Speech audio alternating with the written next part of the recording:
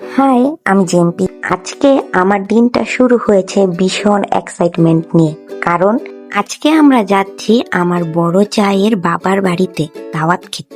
Special ব্যাপার হলো আজকে শুধু আমরা শ্বশুর বাড়ির সবাই আর সাথে আমার আব্বু আম্মু আছে। পুরো পরিবার মিলে আজ আমরা ঢাকা জিগাতলা যাচ্ছি। মনে হচ্ছে আকাশ আজ একটু বেশি যেতে আছে। উফ, জ্যাম আর রোড ঠেলে অবশেষে আমরা পৌঁছালাম জিগাতলা। বাসায় ঢুকতে মনটা ভালো হয়ে গেল। এই যে দেখছেন মিষ্টির দুইটা মেয়ে, ওরা কিন্তু আমাদের রিসিভ করার জন্য 2 দিন আগে নানু বাসায় চলে এসেছিল। ওদের কিউট সব বায়না আর হাসিতে আমাদের ওয়ার্ম ওয়েলকামটা একদম জমে পেটে তখন চনমনে খিদে, কারণ আমরা ঠিক লাঞ্চের সময়টাতে পৌঁছেছি। আর খাবার দেখে তো আমার চোখ ছানা ভরা।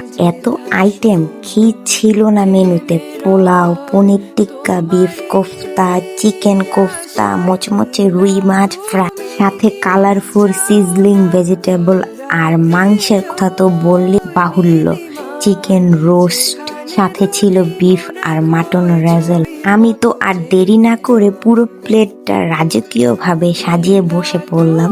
প্রতিটা আইটেম এতটাই টেস্টি ছিল, সত্যি বলতে এবং ঘরোয়া রান্না আর ভালোবাসা কোনো তুলনা হয় না। খাওয়া দাওয়া শেষে সবারই আলসেমি লাগে। এই যে দেখুন, সৌরভ খেয়ে দিয়ে একদম কাত হয়ে শুয়ে আছে। এইদিকে এক অদ্ভুত কাণ্ড হলো, এইমাত্র রোদ দেখে বাসায় ঢুকলাম আর হঠাৎ দেখি আকাশ মেঘলা করে ঝমঝমিয়ে বৃষ্টি শুরু হলো।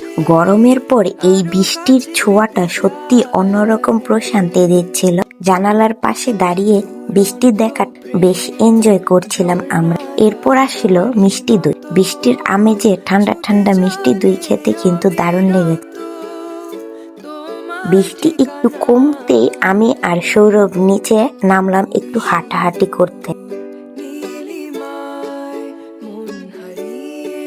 তখনই সবাই মিলে হুট করে প্ল্যান হলো, আশেপাশেই তো ধানমন্ডি লেক, চলো সবাই মিলে ঘুরে আসি। ব্যাস, সবাই মিলে রিক্সা নিয়ে রওনা দিলাম লেকের দিকে। বৃষ্টির ঠিক পরের ওয়েদারটা যে কি চমৎকার ছিল সেটা বলে বোঝানো যাবে না।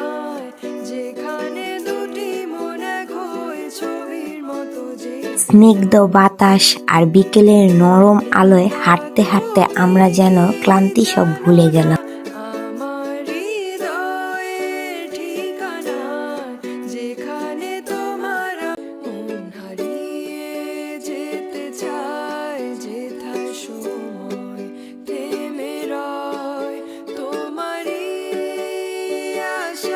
লেকে আসবো আর ফুচকা খাবো না, তা কি হয়? জমিয়ে ফুচকা খেলাম সবাই।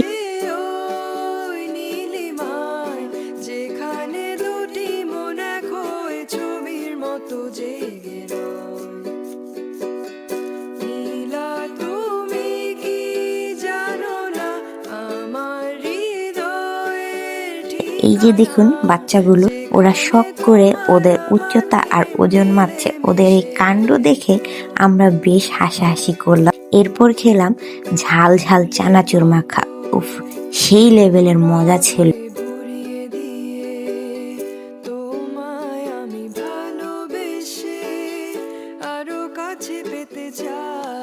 হাঁটতে হাঁটতে আমরা গিয়ে বসলাম রবীন্দ্র সরোবরে। ওখানে বসে আড্ডা দিতে দিতে সৌরভের প্রিয় আইসক্রিমটা মিস করলাম না।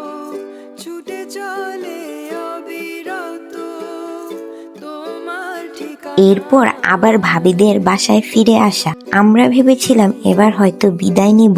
ভাবিরা আমাদের জন্য নিজের হাতে স্পেশাল নাস্তা তৈরি রেখেছিল। এই মিষ্টি আর ফ্রুটসের সাথে ওনারা নিজেদের হাতের রান্না করা নবাবী সেমাই আর পিন্নি দুটোই রেখেছিল। একদম মুখে লেগে থাকার মতো স্বাদ ছিল। এতটা আপ্যায়ন আর আদর পাবো ভাবিনি। আমাদের ফ্যামিলি গেট টুগেদারটা এই মিষ্টি মুখ দিয়ে পূর্ণতা পেল। খাওয়া দাওয়া আর সারাদিনের এই সুন্দর স্মৃতিগুলো সাথে নিয়ে এবার আমাদের বাড়ি ফেরার পাল। দিনটা যে কিভাবে কেটে গেল টেরই পেলাম না। সবার হাসি খুশি মুখ আর দারুণ সব মুহূর্তগুলো আমার এই ব্লগে বন্দি করে রাখলাম। তো আজ এই পর্যন্তই। আবার দেখা হবে নতুন কোনো গল্প নিয়ে। সবাই ভালো থাকবেন, সুস্থ থাকবেন। আল্লাহ হাফেজ।